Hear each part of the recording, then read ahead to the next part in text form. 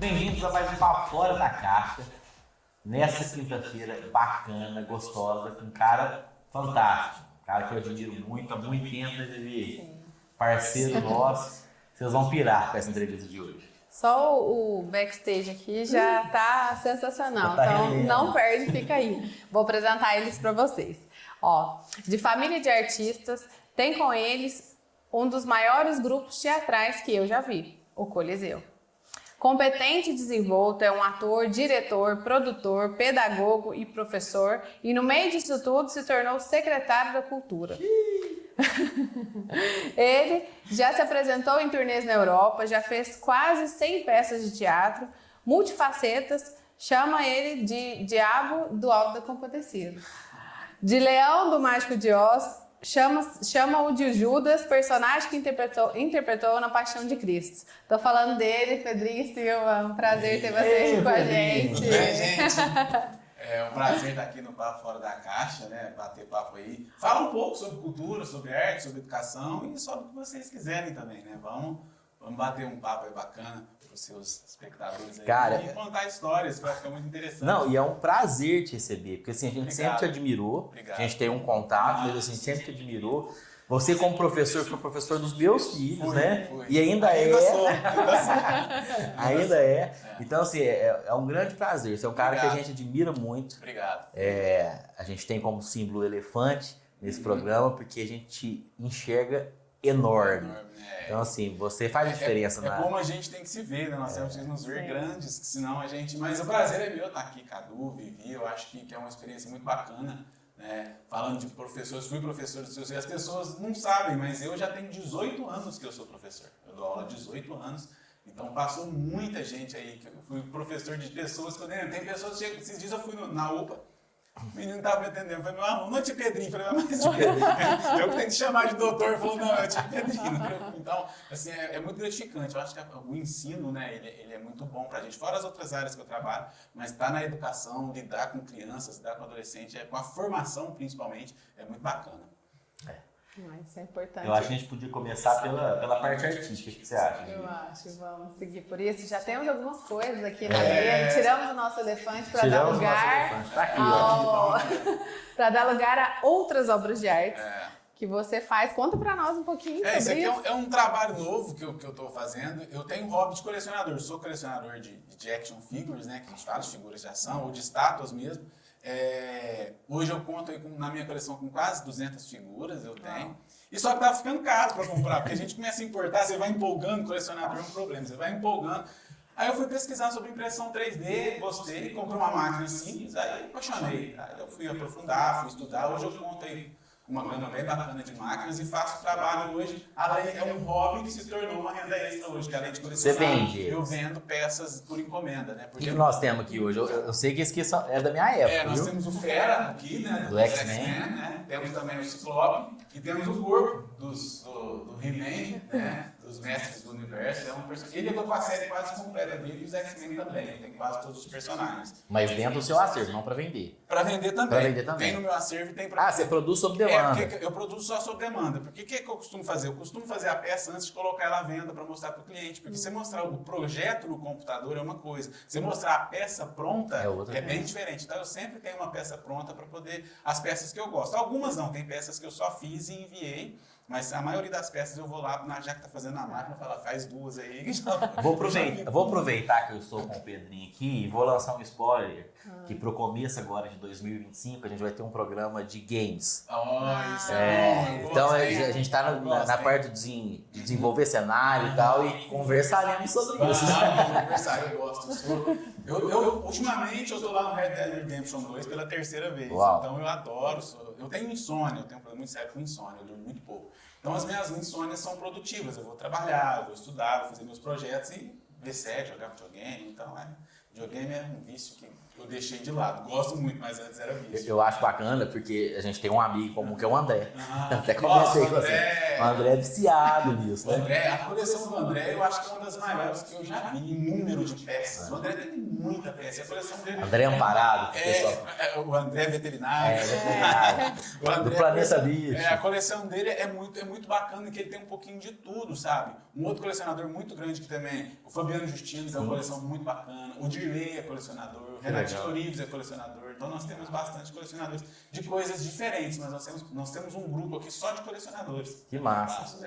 De peças e de áreas de moedas, de notas, de Ultramóveis carrinhos. também. O Luciano Ultramóveis adora também. Eu gosto O de Juninho carrinho. lá da Gelo aqui, lá do Canto Prime também. Também? Coleciona também. Cara, que bacana. Até tem uma peça lá no Juninho, um Wolverine, o dia que vocês forem lá, que o Wolverine o André deixou, o Juninho deixou ele cair, ele deve ter virado uns 20 pedaços. Eu reformei, restaurei, que é uma área que eu estou especializando também em restauração. Porque são peças muito caras, tem peças que você importa aí, que são valores bem. Aí ela cai, a pessoa, para não perder, ela manda para um restaurador. Então estou especializando em restauração de miniaturas também. Você tem tempo? De madrugada, né? Ele não dorme, tá tudo certo. Ele não Madrugada dorme. dá tempo pra gente fazer. E aí, aproveitando esse gancho de cultura, né? Como é que você caiu lá dentro da Secretaria da Cultura? Como é que foi essa experiência? Eu sou muito amigo do Diego. A gente estudou junto, participamos de encontros jovens juntos na adolescência. Né? Deixa eu só fazer um adendo aqui. Nós estamos falando da Prefeitura de Passos, em Minas Gerais, que é a cidade que nós estamos aqui gravando. Que hoje nós estamos em mais de 180 países pelo BRT Tiênio. Então ele foi secretário de Cultura Municipal da Prefeitura. Passos, vamos lá. Então eu estava trabalhando, até eu nem estava em Passos, eu estava morando em Franca na época. Então eu estava trabalhando na campanha do atual prefeito, que eu estava prestando serviço para eles lá na FEAC. Aí o Diego me convidou para ajudar na transição. Assim que que ele foi eleito, eu falei, você está aí na cultura, você conhece muito daqui da cultura de Passos, você conhece todo mundo aqui, você não quer ajudar na transição? Eu falei, não, eu venho. E aí me convidou, eu vim, né, para poder fazer a transição, e após a transição ele me convidou. Nós temos um plano X para a cultura, e eu falei, Diego, se for para fazer cultura, eu venho. Se for para fazer política, que eu não sou político, não tenho partido nenhum, não sou filiado. Muita gente acha que eu sou filiado no PT, que eu sou filiado no PSOL, que não sou filiado em nenhum partido. Né? Ajudei alguns partidos já, algumas coisas, mas não tenho filiação. E ele me convidou, eu vim. Fiquei um ano na secretaria, foi um ano bem bacana, um ano difícil, porque foi ano de pandemia, mesmo assim a gente conseguiu realizar algumas coisas bem bacanas, né? E fiquei um ano na secretaria. Depois, foi legal, divergência de ideias, aí a gente resolveu. Tá, na sua visão, cultura tem? Assim, não vou falar, se eu falar que não tem, eu estou mentindo, porque temos, né? Isso. Mas não tem festival. Não, sim, eu estou falando da exposição de cultura. Mas eu acho que nós estamos no momento mais fraco da cultura de Passos, em termos de ações. Por exemplo, hoje nós temos 3 grupos de teatro na cidade de Passos somente. E um, que é o Coliseu, vai fazer mais de um ano que nós não nos apresentamos aqui em Passos. O outro grupo, que é a Trupe Ventania, eu acho que foi o cortejo de Natal, a última coisa que eu vi a Trupe Ventania fazer. Né? Grupos de dança aqui, nós temos somente escolas, nós não temos uma companhia de dança aqui em Passos que se apresenta. Nós temos a Carissa, temos a Natane, temos o pessoal ali da Passos de Dança. Eu acho que são só, sabe? Então, para uma cidade de 120 mil habitantes é muito pouco, é muito pouco. Por exemplo, nós temos uma Casa da Cultura que não se produz cultura. Nós temos um Palácio da Cultura que não produz cultura. Nós não temos aula de dança. Se você quiser hoje colocar dentro do sistema público, vamos dizer assim, da promoção pública de cultura, nós não temos aula de dança, nós não temos aula de teatro, nós temos oficina de desenho, nós não temos nada. E nós tínhamos isso. Por isso que eu falo que o momento é ruim. A Casa da Cultura a Prefeitura Municipal tinha o grupo Movimentos de Dança, né, e tinha o grupo de teatro também. Tinha aulas de violão, tinha aulas de desenho, até meu irmão, o PC, aprendeu a desenhar com o professor Wagner, na Casa da Cultura aprendeu a pintar, tínhamos aulas de violão, então tínhamos oficinas ali dentro, e hoje em dia nós não temos mais. Nós tínhamos mostra de teatro, nós não temos mais. Nós tínhamos festival das escolas municipais de teatro, nós não temos mais. Nós tínhamos festival de poesia, nós tínhamos festival de interpretação musical. Nós não temos mais nada. A única coisa que nós temos hoje, assim, nesse sentido, é o Festival Nacional de Teatro. Né? E o Festival do Teatro na Criança, mas, porém, nenhum dos dois são promovidos eles são patrocinados, mas são promovidos pela ADESC. Então, dentro do poder público hoje, está devendo. E sabe o que é engraçado? Eu lembro, quando eu era mais jovem, a gente sempre tinha uma roda de capoeira no lugar. Temos, hoje Hoje parou, tem. né? Tem alguns grupos que se Não, mantêm, mas não tem aquela exposição não mais. tem. Eu Eu falo acho, sabe o que, Um que eu acho? incentivo, né? Eu acho assim que falta espaço para a cultura aqui em Passo. Nós temos agentes culturais, mas é muito difícil. Como é que eu vou dizer assim? As nossas leis hoje em dia, a legislação, antigamente, esse ponto eu entendo a dificuldade da secretaria de ter essas ações, porque eu estive lá. Por exemplo, a Secretaria de Cultura hoje, não sei se mudou, mas quando eu estava lá, ela não tinha recurso para contratar um professor de música, ela não tinha recurso para contratar um professor de dança, nem recurso financeiro, nem legal. Né? Dentro da base, onde foi feita a secretaria, eu não podia ter um cargo de professor dentro da secretaria. Na verdade, a secretaria tem 4 cargos só. Você não tem um diretor de cultura, você não tem um diretor de patrimônio histórico. Por exemplo, é uma secretaria de cultura e patrimônio histórico que você não tem um diretor de patrimônio histórico, que teria que ser um engenheiro, um historiador, um arquiteto, alguma coisa. Então, legalmente falando, a secretaria é muito engessada e isso dificulta isso por demais falta de o verba trabalho. ou falta de... Eu acho que é falta de legislação, é falta dos nossos vereadores, do nosso prefeito chegar e falar, vamos pôr uma lei específica para a cultura. Por exemplo, nós temos um fundo municipal de cultura que não tem R$1 no fundo municipal de cultura, diferente do fundo municipal para criança e adolescente. Eles têm um recurso, então o que eles fazem? Eles pegam esse recurso e colocam nas associações, colocam no terceiro setor. Aí os terceiros setores oferecem, por exemplo, o Pequenos Cantores oferece, o Instituto Antônia Maria oferece aulas culturais, mas não é dentro do poder público, é com recurso público, mas não é o poder público oferecendo, porque não tem um dispositivo legal para isso, entendeu? E uma coisa que eu sinto falta, Cadu, é nós artistas, termos um representante na legislatura. Nós não temos um vereador que é artista, nós temos vereadores que gostam da arte. Sim. Mas nós não temos um vereador que sabe, por exemplo, qual que é a dificuldade que um grupo de teatro passa? Qual que é a dificuldade que um grupo de dança passa para promover um evento? Só quem viveu para saber. É muito difícil você estar ali dentro. A visão externa é muito bacana. Eu vou citar um exemplo, a Paixão de Cristo, quando eu dirigi. Eles acham, a população em si, eles acham que R$160 mil, que foi o recurso que a gente, né, eu falo porque tem que estar lá no portal de transparência, quem quiser ver pode ir lá, tá tudo transparente para ver valores de quanto eu recebi, de quantos atores receberam. Só que eu acho assim, o valor de R$160 mil para você promover um espetáculo para nível municipal é muito barato.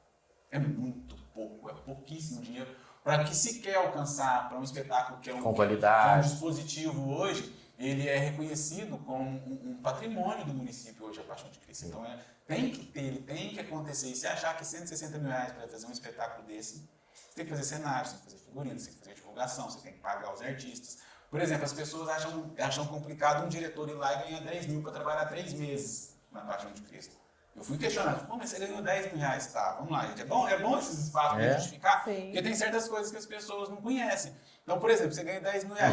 Se você dividir por 3, dá R$3 mil por mês. Só que o que você faz? Você tem que rever o texto, você tem que desenhar cenário, você tem que desenhar figurino. Não é só o trabalho ali do ensaio, você tem que ir aos ensaios, nesse ensaio você tem gasto com combustível. Então, é a média de um salário de R$3 mil para um profissional que tem muita experiência. Hoje, um profissional, digamos assim, em qualquer área, que tem a experiência que eu tenho no teatro de 26 anos, R$3 mil não é um salário para você entrar numa empresa.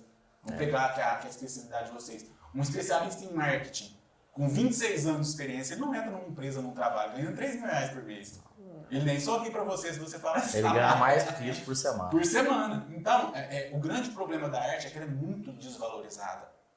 Quando eu estava na Secretaria de Cultura, o valor que a Secretaria tinha para trabalhar no ano era R$1,5 milhão. Só que não é R$1,5 milhão para você investir em cultura. É para pagar tudo. É para pagar tudo. É para pagar funcionalismo, é para pagar água, é para pagar luz, é para manter a biblioteca municipal. Aberto. Porque são os funcionários da biblioteca municipal são pagos pela Secretaria de Cultura, não pela Secretaria de Educação. Porque a biblioteca de Passos, às vezes tem esse questionamento, ela não é uma biblioteca educacional, ela é uma biblioteca cultural. Ali você vai pegar livros de ficção, livros de história. Então, ela tem mais esse lado voltado para a cultura. Por isso que ela é mantida pela Secretaria. O Sistema Nacional de Cultura pede isso. Eu sinto uma nostalgia com a Casa da Cultura gigante. A Viviane ainda faz, nós temos filhos e tal, ela ainda faz isso, fazer a fichinha, ela faz até com sobrinhos nossos que moram fora, às vezes vai passar 15, 20 dias aqui, ela faz para levar lá. Então isso ainda gera uma nostalgia na gente. E não tem esse incentivo, né? Não. Você não vê hoje ninguém nem nas escolas, sou professor, sou pedagogo, Sim. não tem a literatura como tinha antigamente. Não tem. Tem os momentos de literatura, tem as aulas de literatura, mas é assim, eu estava falando isso com a diretora de uma escola ontem, que eu fui fazer uma reunião com ela, eu falei, o conteúdo das escolas está engessando a promoção do ser humano. Sim. A formação social, a formação cultural, é muito conteúdo, é muito conteúdo, é muito conteúdo, é muito conteúdo. Eu, como pedagogo, o pessoal vai reclamar, eu sou contra crianças de primeiro ano, segundo ano ter aulas de inglês. Isso é a minha concepção de educação. Né? É muito novo, eu acho que é muito novo, eu acho que ele tem que ter um conhecimento maior do português, do brincar. Vai pro brincar ao invés de ir pro inglês. Se a criança brincar, vai pro lúdico, vai sociabilizar a criança. Ainda mais hoje no mundo da tela que a gente tá. Total. As crianças hoje passam mais tempo na tela do que com o amiguinho. Então, vamos usar a escola para isso. Então, ao invés de usar isso, não. Vamos pôr conteúdo. Mas é só a minha opinião, tá, gente? Essa fala como um diabo para as escolas. Qual que é essa paixão que você tem pelo diabo? Cara, eu sou apaixonado por bem e mal. Eu gosto muito, tanto que eu tenho uma tatuagem nas costas que é um anjo, um diabinho e tal. Eu acho essa dualidade do ser humano muito bacana. Eu acho que todos nós somos bons e todos nós somos maus. Isso aí é inerte ao ser humano, eu acho que é natural. Só que eu brinco assim, depende do que você vai alimentar mais. Se você alimentar o seu ego, as suas ações com coisas boas, você vai ser uma pessoa boa. Se você alimentar, né, com coisas más, você vai ser o pensamento intrusivo. Todo mundo tem um pensamento intrusivo. Você fala assim, nossa, que vontade de virar essa mesa aqui. Mas você não vai virar a mesa. Todo mundo dá uma hora ou outra passa. Não vai dar um de dado pela boca. Não tem perigo não. Não tem perigo de dado e João Gordo. Né? Então, poucas pessoas sabem isso. Então, não tem perigo não, mas é uma coisa que eu gosto assim, é de mostrar um lado ruim que as pessoas têm, só que todas as vezes que eu interpreto um personagem ruim, um personagem mau, vamos dizer assim, eu tento pôr algo de cômico nela, sabe? Porque, cara, tem coisas ruins que são muito... chega a ser engraçadas eu tenho um caso que eu fiquei sabendo que aconteceu aqui em Passos. Não vou citar nomes, não vou citar local, pouca gente sabe disso, a primeira vez. Nem queriam que eu citasse, mas enfim, né? A pessoa está pagando cestas básicas para a justiça, tá? E antes dela entregar as cestas básicas, ela urinou em todas as cestas básicas, lacrou e entregou. É trágico, mas chega a ser cômico. Você fala, gente, como que a pessoa, sabe, tem a capacidade de parar, pensar, fazer isso e doar para quem precisa. E no alimento, né? E quem vai receber, recebe isso aí com outra sabe? Então, perspectiva. são casos... São muitas vezes, porque a urina também, né? Não, assim, é um caso isolado, né? Que eu fiquei sabendo. Que é assustador. Eu fiquei abismado com isso, né? Só que, tipo assim, nós artistas, a gente usa tudo a favor. Então, por exemplo, se eu for fazer uma piada de um diabo uma hora, você pode usar isso. Vamos usar essa cesta básica. Olha que coisa cômica que fica, né? Então, pensa um personagem falando isso no palco. É uma coisa muito cômica e é uma coisa real. Que não acontece só aqui, são vários casos. E são casos simplesinhos, gente. Tem coisas que a gente ouve aqui lá em Franca, quando eu trabalhava em Franca, é cada coisa que você escuta a cidade maior. Então, é mais... proporção maior. Mas se eu falo do diabo, porque eu não sei se ainda tá com vocês o Auto da Compadecida. A gente tá. Domingo a gente apresentou em Pedregulho, agora a gente vai pra Rifânia. Tem uma turnê bacana. Porque o Auto da Compadecida é uma concessão. Nós compramos o direito autoral. Faz que uns 5 anos já? Não, tem mais, tem 7 anos que a gente comprou. 7 anos. A gente tem até o final de 2025. Eu tive a oportunidade de ver algumas vezes, inclusive no Festival Nacional da Canção. E a gente está sempre adaptando ela, viu? A gente mudou muito. Do Festival da Canção para cá, nós mudamos cenário, mudamos filme. Sua Assuna também é incrível, né? O Ariano, esse ano ele completaria 100 anos, né? Esse ano é o ano que ele completaria 100 anos. Vai sair o Auto da Compadecida 2, tô louco para assistir. Fico com pena porque não foi ele que escreveu. E assim, eu estou um pouco, apesar de ser nosso conterrâneo, o Celton Mello, né, com o Lester Gale, mas assim, eu fico um pouco, será? Eu fico com porque é muito perfeito. Eu fico com medo de estragar o primeiro. É muito perfeito. Para mim, nós artistas, a grande gama de artistas costuma dizer assim, muitos artistas brasileiros, que o Auto da Compadecida é o nosso Hamlet. Né? Hamlet é o grande texto da língua inglesa. A gente diz que o Auto da Compadecida é o grande texto da cultura portuguesa. Porque ele inclui política, religião, sabe? Simbolismo, muito simbolismo. Cada personagem ali, o padre tem um simbolismo, o bispo tem outro simbolismo, o Chicó e o João Grilo ali, que simboliza o povo mesmo, naquela luta que às vezes tem que passar por cima dos problemas contando piada, às vezes tem que passar por cima dos problemas engrupindo alguém para chegar onde precisa. E é o que o povo brasileiro faz. né? E é uma peça muito atemporal. Ela é atemporal, ela foi escrita há mais de 60 anos e tudo que está ali acontece até hoje. O coronelismo, né, com a Jorge Moraes, o poder da igreja sobre as pessoas, o poder do dinheiro dos coronéis sobre a igreja, a política. Então, é hoje? Foi ontem que ele escreveu a história. Né? Então, é um texto muito atemporal. Pra gente ver a evolução do nosso país, como que é, né? A cultura. E sem contar que é um texto muito bem escrito, independente da sua temporalidade, faz umas 2 semanas que eu ouvi novamente. Eu sempre gosto de ver. Eu acho que é um dos melhores textos encenados que a história já produziu. Eu até arrepio para falar do Auto da Compadecida. E eu falo assim, a Rede Globo, vamos dizer assim, ela foi muito feliz com o elenco. Né? Cara, Fernando Montenegro ali, como uma Compadecida, sabe? O Marco Nanini como cangaceiro, como Severino de Aracaju. E na hora que ele tá no julgamento, aí você consegue ver aquela dualidade que ele fala, que ele não era responsável pelos atos dele, que depois que a polícia matou os pais, ele ficou... E você nota tudo aqui. Cara, é um texto fora de série. Pra mim, e a gente pode voltar a isso hoje. Hoje eu tava vendo um negócio na internet falando que hoje existem muitos órfãos de pais vivos. E essa ausência, foi o que aconteceu com ele, né? Assim, essa ausência, esse sentimento que ele faz... Você não tem um exemplo, então você faz o que você acha que... o próprio Chicó e João Grilo, eles fazem o que eles acham que é necessário para que eles sobrevivam. Então eles vão sobreviver de pequenos golpes, porque é o que eles aprenderam a fazer, é o que eles acham necessário para fazer. E sempre fazem uma coisa, um querendo ajudar o outro. Eu acho que isso que é o bacana. Ele não faz só pra mim, eu vou fazer pra mim, mas eu tô te ajudando. Eu vou engrupir tal pessoa, mas vai ser bom pro major, mas eu vou fazer isso, mas eu vou conseguir enterrar o cachorrinho ainda da minha patroa, sabe? Então, eu acho que é isso que é muito bacana. Ele usa a inteligência, a sagacidade, lógico. É igual eu falei, né? Do diabo, ele usa pro lado ruim, mas ele usa o que ele tem de bom nele. O que ele tem nas mãos. O que ele tem nas mãos. Então, ele pegou o limão e fez a limonada. Então, sabe, eu acho o Auto da Compadecida maravilhoso. Eu não sei. Eu só sei que foi assim. E esse ano a gente quer fazer uma temporada aqui em Passos. Show. Faz tempo que vocês estão apresentando? Faz tempo. A gente vai fazer, ou a gente está negociando ou no Rotary ou no SIC. A gente está querendo fazer no Rotary, né, ou no SIC. O SIC, eu acho um espaço maior, pra gente hoje é melhor, é claro, um maior número de público. Só que a estrutura do palco não comporta o cenário nosso. Então acho que vai ser no Rotary mesmo, e a gente faz uma temporada mais longa, mas só falta decidir o local, deve ser setembro ou outubro.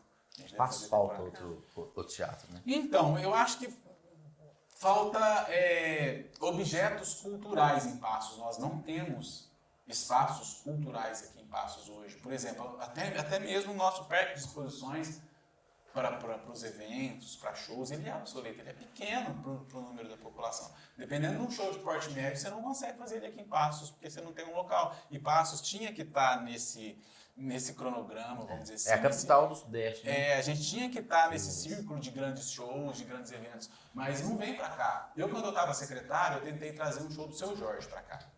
Do Seu Jorge, falei com um amigo, que é amigo meu, que é amigo dele também, que é o Diego Figueiredo. Só que na hora que foi ter as conversas, as tratativas que a gente ia trazer na Flipasso, eu acabei trazendo Toquinho e Renato Teixeira, mas a gente ia trazer o Seu Jorge.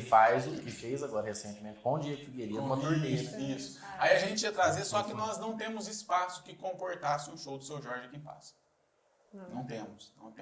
Porque eles avaliam... grandes oportunidades. A própria equipe dele, eles avaliam o local, a segurança, o acesso. Porque pensa assim, um artista vir aqui, mas o público não conseguir chegar, eles não vão falar que foi a produção, foi o Seu Jorge. Então eles pensam, sabe, o show deles é muito assim, que eles pensam, esses grandes artistas, eles pensam em tudo isso, o entorno do show, como a parte logística, tudo, a logística toda. Para ele mesmo, como que ele vai chegar na cidade, como que ele vai sair. Então ficou um pouco, por conta disso, nós precisamos ter aí os grandes empresários, gente, vamos pensar nisso, vamos pensar num centro de eventos aqui em Passo, não só para eventos culturais, não. Tá? Mas para eventos sociais, de marketing, de tudo, sabe? Para qualquer tipo de evento nós precisamos. Nós não conseguimos trazer grandes feiras para cá, grandes eventos, por conta de não termos um espaço bacana. E a cidade precisa, a cidade merece. Se eu tivesse dinheiro, eu faria um centro de convenções aqui, ó. Legal. Ganharemos na Mega Sena esse mês. A 170 milhões, né? Acumulou, sabe? Eu vou ter que jogar. Vai que, Ó, eu quero só saber de você o que é essa história do pé quebrado. Vocês sabem disso, vocês querem saber disso? A gente sabe de tudo. Mas você vai contar depois do comercial. Fica aí. Para um segundinho e a gente já volta. Até lá.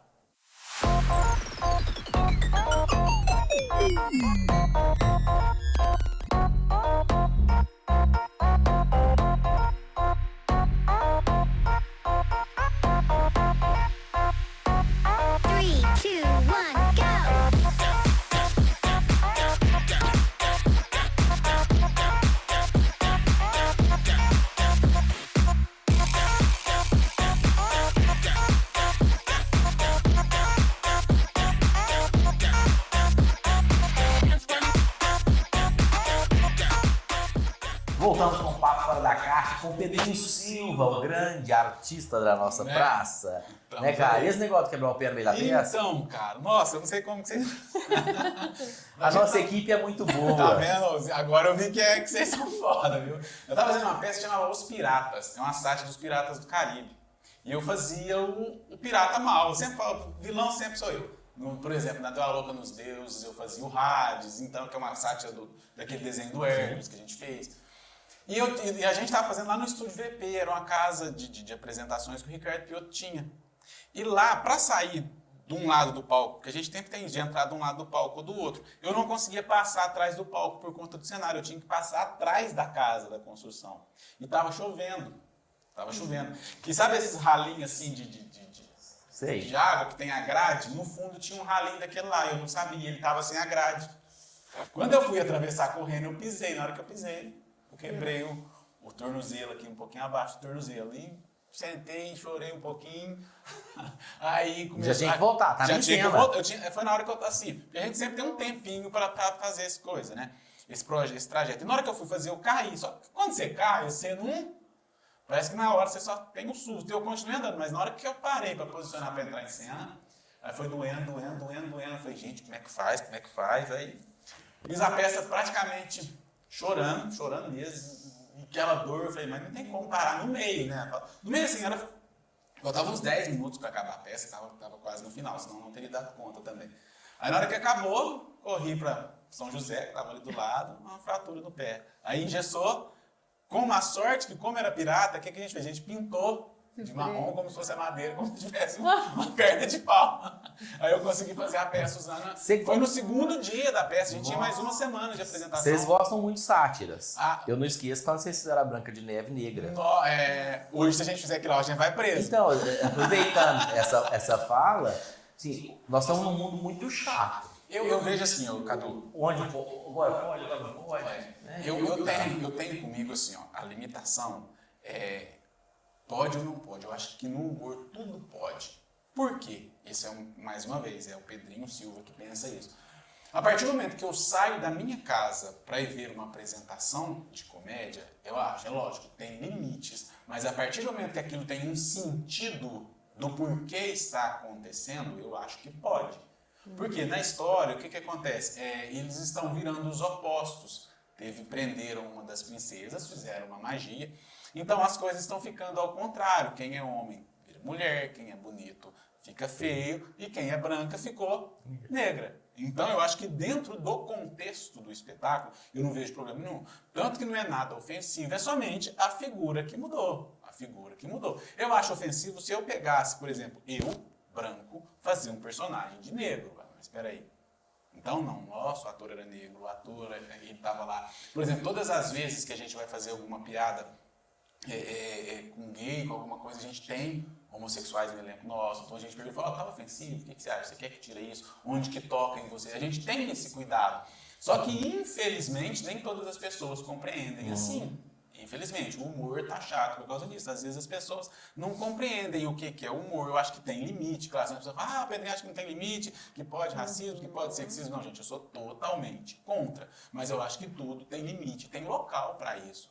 Porque assim, o humor, ele usa essa linha tênue mesmo. Senão daqui a pouco o humor não vai poder falar sobre política. Exatamente. Daqui a pouco o humor não vai poder falar sobre religião.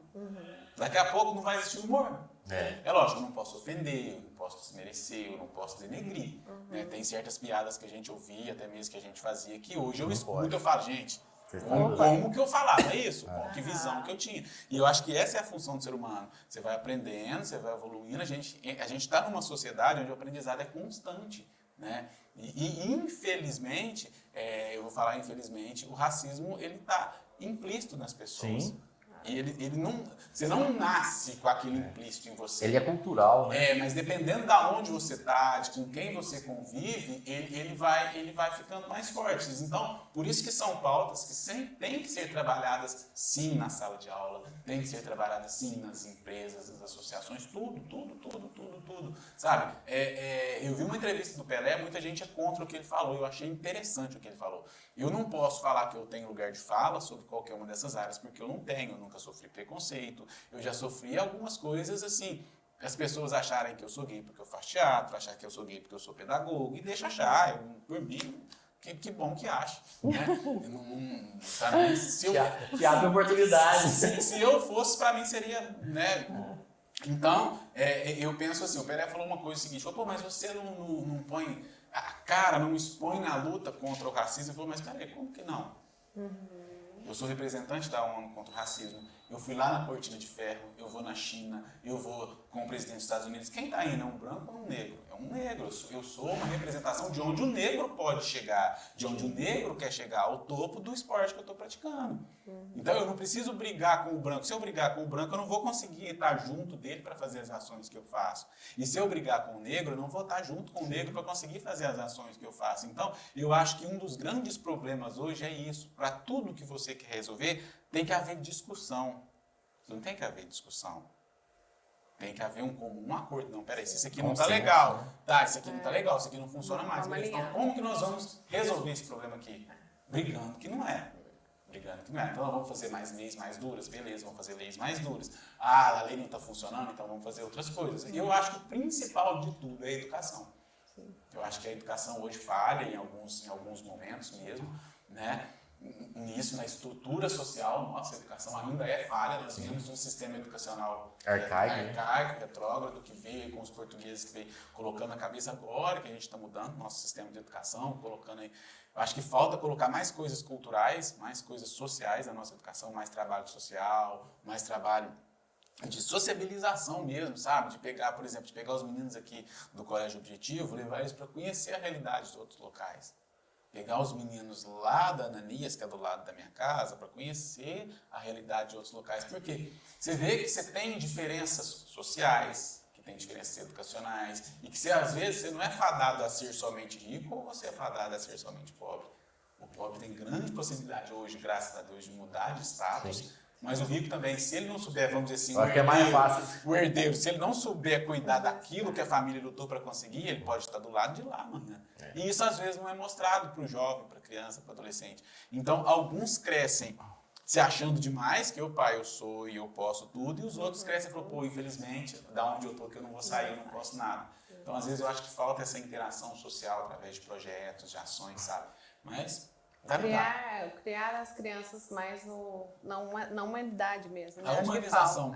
Eu acho que falta a humanização. Quando você falou do inglês, me veio muito o sistema Waldorf, que eu admiro muito, porque você cria crianças para... Você cria indivíduos. Exatamente. Isso. Exatamente. É muito diferente. A pedagogia Waldorf, ela é levada a sério. O João estudou, né? Em Franca. Na Vivenda.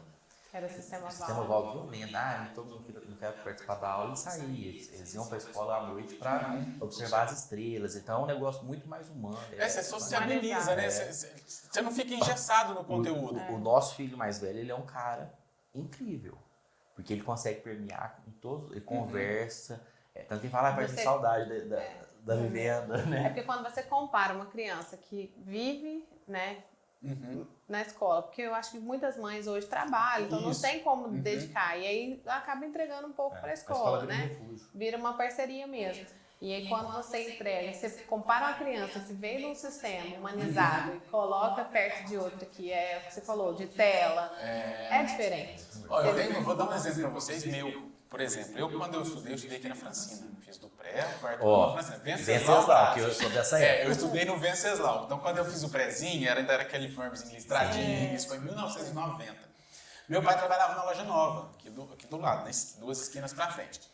Nos primeiros anos, no pré e no primeiro ano, eu vinha com o meu pai ou eu vinha com o Edu ou com o PC, porque o PC é 4 anos mais velho que eu e o Edu 2. Então, sempre tinha alguém para vir junto.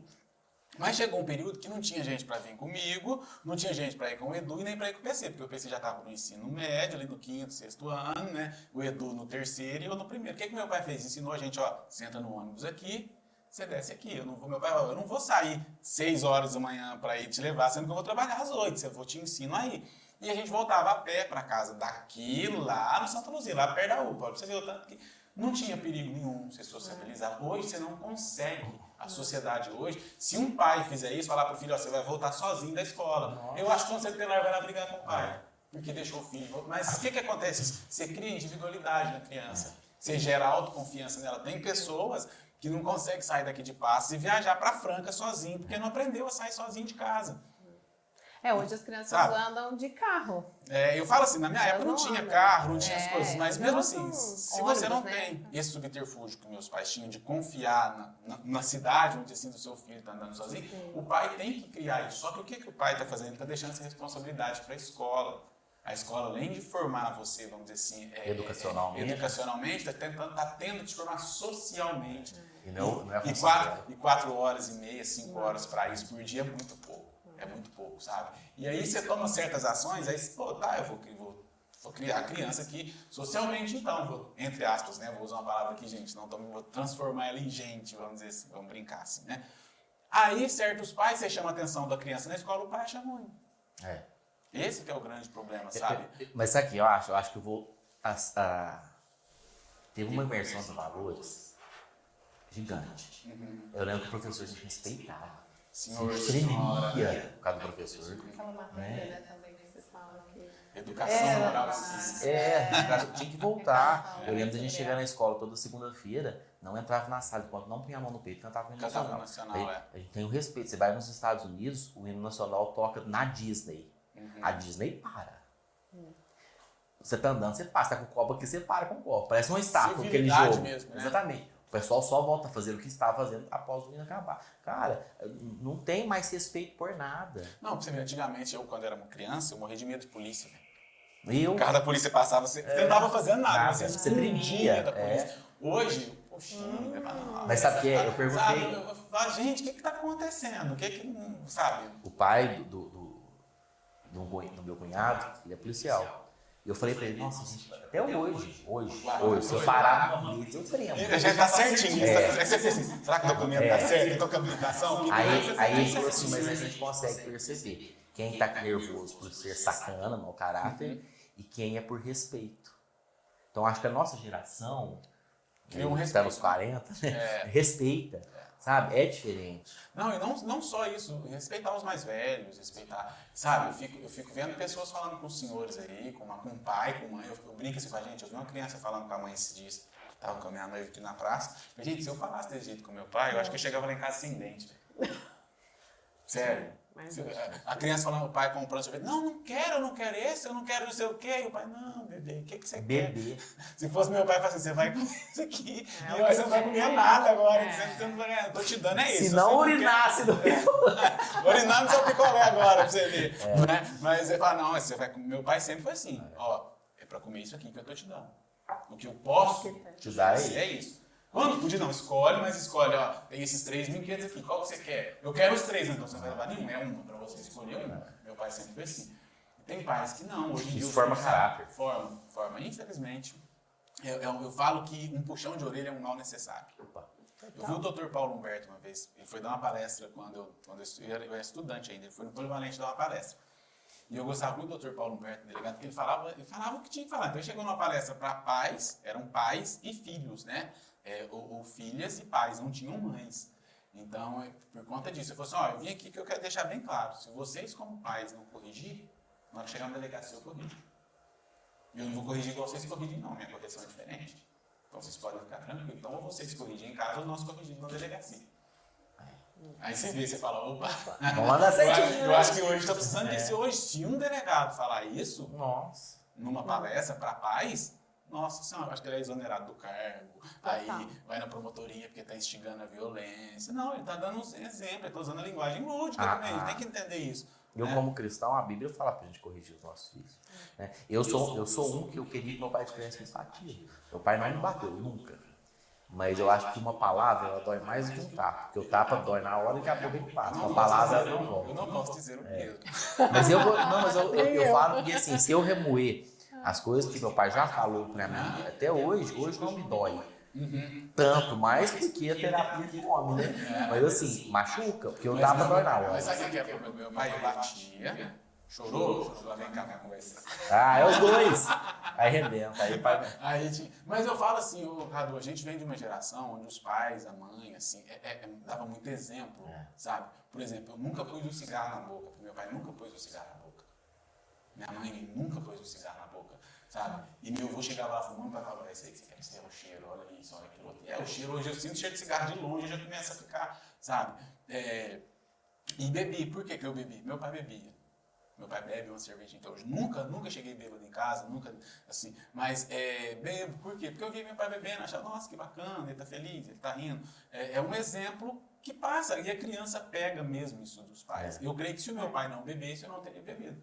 Por exemplo, o Edu não bebe. O Edu, meu irmão, não bebe nada. Ele tem um problema de enxaqueca, então desde criança meu pai falou, você não pode porque você tem esse problema X. Se você beber, você vai passar mal. Então, o Edu, acho que ele nem... Agora, depois de adulto, que ele foi ver o sabor que tem uma cerveja. Você bebe... Então, mas por quê? São exemplos de trabalho. Meu pai sempre trabalhou, meu pai, minha mãe.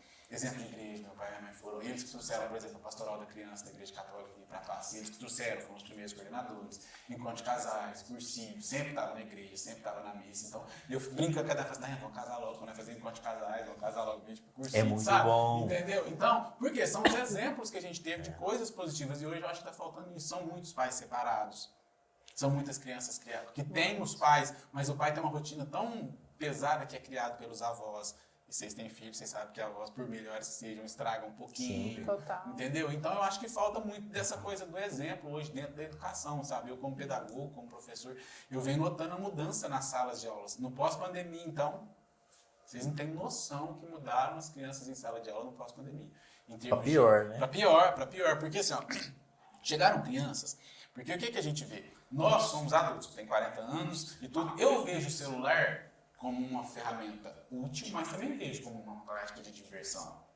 Eu venho no TikTok para ver vídeo, eu entro no Instagram, vou jogar meus joguinhos ali e tudo. Agora, vocês imaginam uma criança que não tem noção nenhuma. Para ela, aquilo ali é diversão o tempo todo. E ela ficou 1 ano e meio, quase 2 anos, com aquela diversão na mão. Aí você chega para tirar aquilo, para ela sentar, pegar um papel, escrever e olhar num quadro, é muito difícil. Foi muito difícil para a gente, principalmente no primeiro ano, para a gente trazer as crianças. Aí começaram a voltar aos poucos, aula híbrida e tudo, mas mesmo assim, até hoje é muito difícil. O ano passado eu estava dando aula de redação no Ângulo, lá em Itaú. Foi o primeiro, nunca tinha dado aula de redação, foi a primeira vez. E última também. Não dá, para mim não. Por quê? Não, eu sou muito assim, hiperativo. Eu chegava em casa, tinha de 15 em 15 dias, com 300 redações para corrigir. Eu dava aula do 6º ano ao 3º colegial. Então eu sentava assim, eu corrigia 1, 2, 10, 20, eu tinha mais 150 redações para corrigir. Eu falava, não. Aí eu respirava lá, tomava café, voltava, não é para mim. Gostei, achei muito interessante, eu admiro demais, sempre admirei, mas eu não voltaria, não praticaria como professor de redação mais. E hoje as crianças têm muita dificuldade para escrever. Muita. Você pede assim, ó, eu pegava no 6º ano, para mim todo mundo no 6º ano tem que conhecer a história dos 3 porquinhos. Para mim tem. Vocês sabem, a Bela é minha aluna esse ano. Todo dia eu vou lá e falo, gente, conta a história dos 6 porquinhos. Para mim, eu acho a ludicidade daquela história muito bacana, uma história facinha de ser contada. Você, né? Aí tem várias analogias que você pode usar. Para o primeiro ano você pode usar de um jeito, para o segundo, para o terceiro, para o quarto, para o quinto, para os pais. Você pode usar a história com vários tipos de analogia.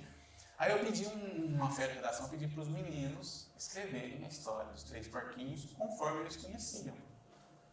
Tinha quem sabia o nome dos 3 porquinhos, sabia que tinha a mãe, sabia que era o lobo mau. Então, sabe, você vê assim, não sabia de que eram as casas. Fala assim, você não precisa fazer igual tá no papel, mas você tem que saber que são 3 casas, de palha, de madeira, de pedra, de tijolo, ou de cimento. Porque os nomes não, porque os nomes é mais difícil mesmo. Como eu tenho 3, eu conto 3 nomes. Eu dou uma dica para as pessoas lembrarem os nomes dos 3 porquinhos, que é muito fácil. Pedrito fez a casa de pedra.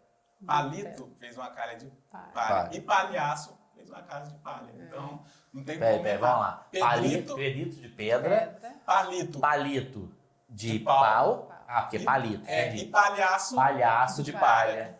São o nome dos 3. Tá, olha para aquela câmera ali, então. Né? A técnica tá aí, ó. Olha o que ele faz. Explica como que é para assimilar o nome dos 3 porquinhos. Vamos lá, vou explicar para vocês como vocês assimilam o nome dos 3 porquinhos. Primeiro, a primeira casa construída foi a de palha. Né? Então ele é Palhaço, é o nome do primeiro porquinho. O segundo porquinho, que é o que brincou um pouquinho, mas conseguiu fazer a casa ali, é o Palito, porque ela fez uma casa de pau ou de madeira. E o último é o Pedrito, porque ele fez uma casa de pedra ou de cimento. Então é isso. Pedrito, pedra, palito, pau, palhaço, palha. Então é só você fazer essa nunca mais eu esqueço. Não.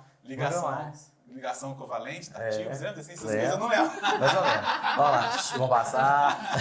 Deixa eu falar um negócio. Entrou em humor exatas, eu não sei nada. Ó, mudando de... experiência aqui, a mesma, Não será? sei, vai, fala De aí. Europa? Eu tô desesperado.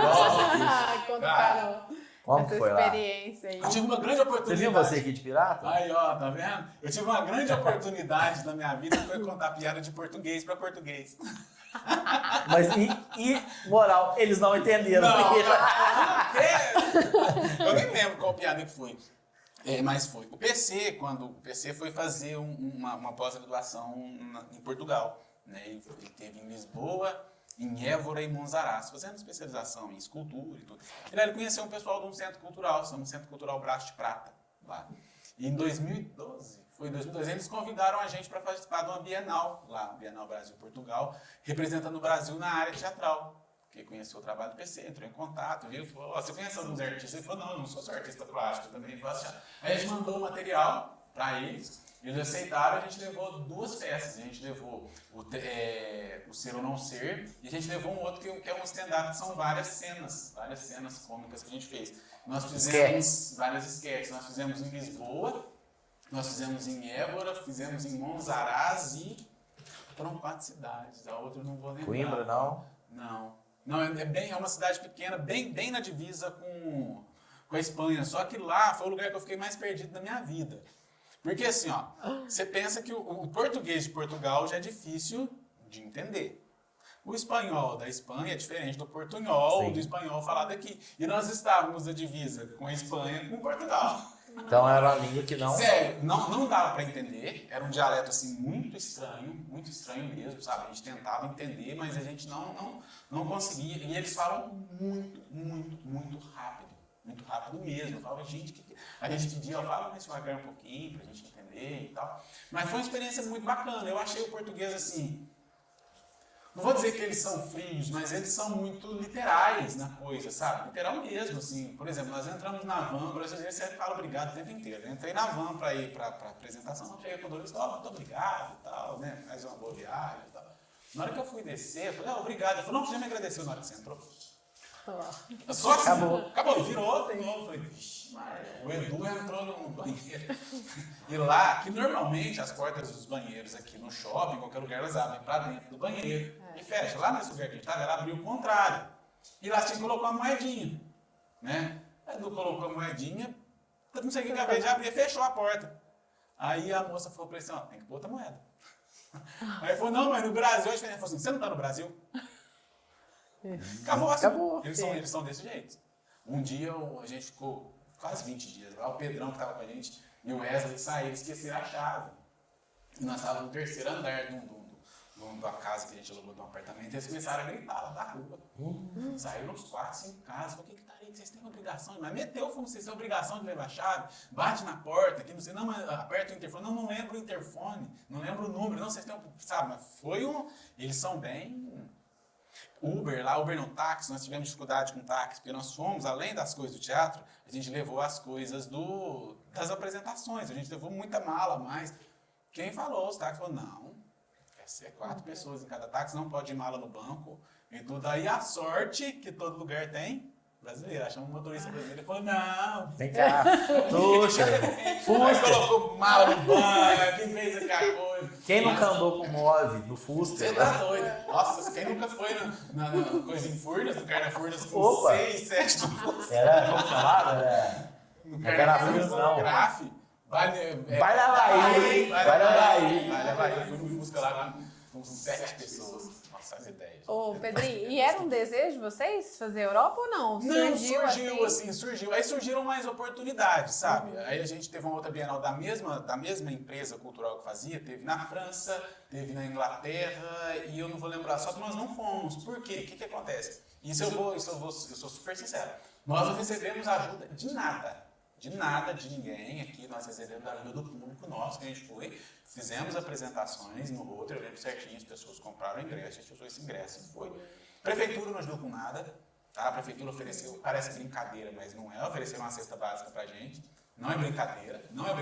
Urinado ou sem urina? Sem urina, graças a Deus. Nós pegamos, doamos pro CAP, na época pegamos, não, é uma ajuda, pegamos, doamos pro CAP. Governo do estado, nada, deputados, aí nós tentamos, não conseguimos ajuda de ninguém. E a gente estava vindo representar o Brasil num evento internacional. Não conseguimos nada. Nem o roteiro de graça na época eles emprestaram pra gente. Nós já passamos cada uma coisa aqui. A primeira vez que o Coliseu começou em Furnas, não sei se você sabe disso. Não. A primeira apresentação do Grupo Coletivo de Teatro não foi em Passos, foi em Furnas. Nós fomos pegar o teatro emprestado aqui, eles pediram 3 salários mínimos pra gente fazer a apresentação no final de semana. Pensa assim, uns moleques lá de Santa Luzia. Saiu lá do Polivalente, fizemos uma apresentação lá.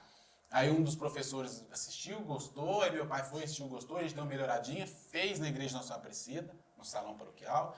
Aí foi bacana, vamos apresentar no Rotary? Vamos atrás do Rotary, né? E na época o Daniel Braz trabalhava na TV Independente, na Rádio Independência. Aí nós somos, não tem como, é um salário mínimo por dia para vocês se apresentarem lá. Imagina, é todo moleque, é como se fosse hoje pagar R$1.500 por dia para você fazer uma apresentação que você está começando.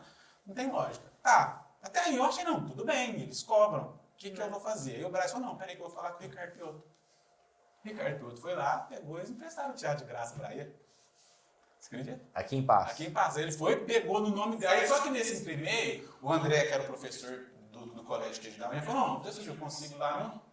Você conversou com o Adil e tudo. O Adil, né, coração do tamanho do jeito que ele é. O Adil é fã, sou fã demais do Adil. Abriu as portas pra gente assim. Tanto que enquanto o Adil tava lá, responsável pelo teatro, pelo menos a cada 3 meses a gente tinha Furnas. Quando o Adil tava lá, tomando conta do cinema. E nós fomos pra Furnas. Aí nesse entremeio, o Ricardo Pioto conseguiu o teatro, só que conseguiu de graça. Então o que a gente pensou? Mas por que para uns é de graça e para outros não? Aí depois teve outro problema que a gente foi fazer, já estava com a peça pronta, meu pai trabalhava no fórum na época, ele era comissário de Infantil e Juventude, a gente estava com a peça pronta para apresentar. E o fórum era ali onde é o palácio na época. Né? Fomos lá pegar, divulgamos, agendamos lá na prefeitura, ó, vocês pagam uma taxa de 10% de cada ingresso, beleza, agendamos. Chegamos para pegar a chave do teatro, o secretário da época, era diretor de cultura, ele falou, não, o teatro está interditado. Falei, mas como assim? A apresentação é daqui, era, por exemplo, nós pegamos na quarta para estrear na sexta. Vamos montar assim, não, mas como vocês não avisaram ele? Não, o teatro está interditado, vocês não vão poder usar. Falei, uai. Aí como a gente, né, meu pai trabalhava no fórum, a gente tinha contato, ligamos nos bombeiros, porque quem interdita os bombeiros. Não tem nada interditado aqui não. Falamos, uai, mas tá estranho. Aí chegamos lá, não, é porque não tem, aí mudou o papo. Não tem chave, não tem não sei o quê. Aí falei, vamos fazer o seguinte, aí foi lá na promotoria, saiu da sala dele na promotoria e falou, ó, tá acontecendo isso e isso. Aí ligou lá, o secretário da vida falou, não, é porque lá está muito mal cuidado e tudo, a chave está aqui, nós que não queremos passar. Aí o promotor falou, tudo bem, desligou o telefone, falou, vocês vão fazer o seguinte, eu vou dar um mandado, como eles falaram isso, eu vou dar um mandado do céu, pra vocês que nós temos que fazer. Aí nós voltamos, mas depois disso falaram que não tinha como. Aí o promotor, aí a gente mostrou o papel onde a gente agendou, a divulgação, eles deram um mandado de segurança.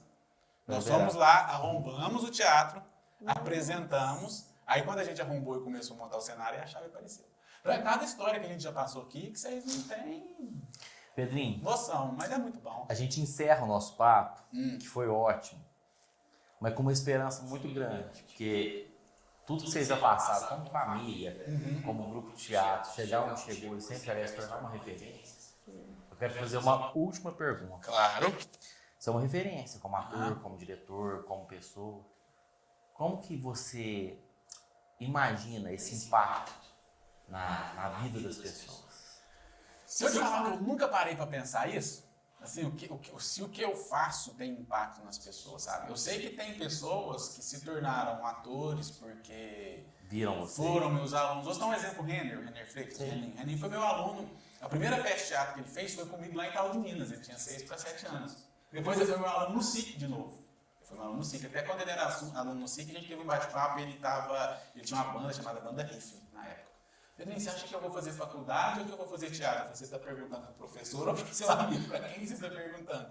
Porque eu acho assim, foi o que eu falei para ele. Eu falei, a arte, ela nos consome enquanto nós somos muito jovens. Quanto mais jovem você é, melhor para a arte. Você tem mais garra, você tem mais vontade, você tem mais energia. Então eu falei, ó, faz o seguinte, você é muito novo, dá tempo de você tentar a arte. Se você vê que não é para você, dá tempo de você fazer uma faculdade. Isso é o que eu penso, tá, gente?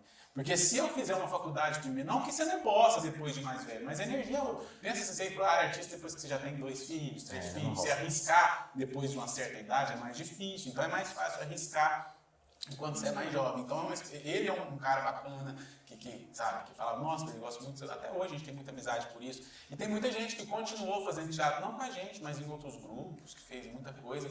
Até mesmo na área de educação, tem pessoas que se tornaram professores, falam, nossa, eu gosto muito de você como professor. Eu já trabalhei em todas as escolas do município, da rede municipal. teve um período da gestão do Renatinho, não lembro se foi do Renatinho ou se foi no anterior do Renatinho, do Ataíde, eu era responsável pela hora do conto da prefeitura. Só que ao invés de eu fazer a hora do conto na prefeitura, eu ia para as escolas.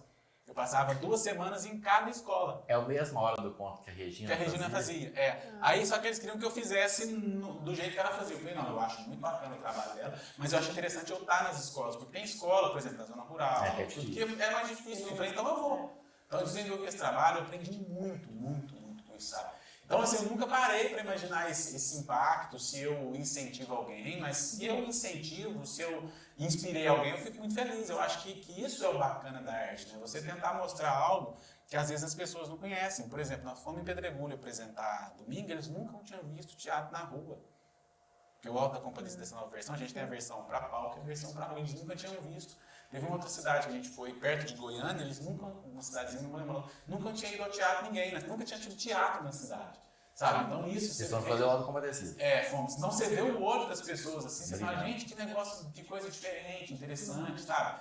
Eu dei aula no Centro Socioeducativo aqui também, vamos dizer assim, pros internos lá, né? Tem gente lá que nunca tinha tido contato com teatro, nem sabia que era teatro. Aí a gente levou eles ao teatro, a gente levava quando a gente tinha a nossa casa de espetáculo, toda a peça, a gente doava os ingressos para eles irem conhecer. Então eu acho assim, o exemplo arrasta, meu pai costuma falar isso, né? Então eu espero que eu tenha dado bons exemplos em algumas áreas, eu sei que eu já dei mau exemplo em outras, isso é normal. Normal, é de todo mundo, né? É humano.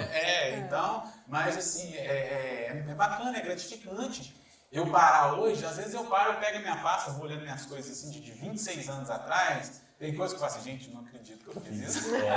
Não acredito que eu vesti essa roupa. E tem outras horas que eu falo, pô, não acredito que o teatro me levou a isso, sabe? Eu costumo dizer assim, Cadu, tudo que eu tenho hoje, amigos, meu carro, tudo que eu tenho hoje, quem me deu foi o teatro.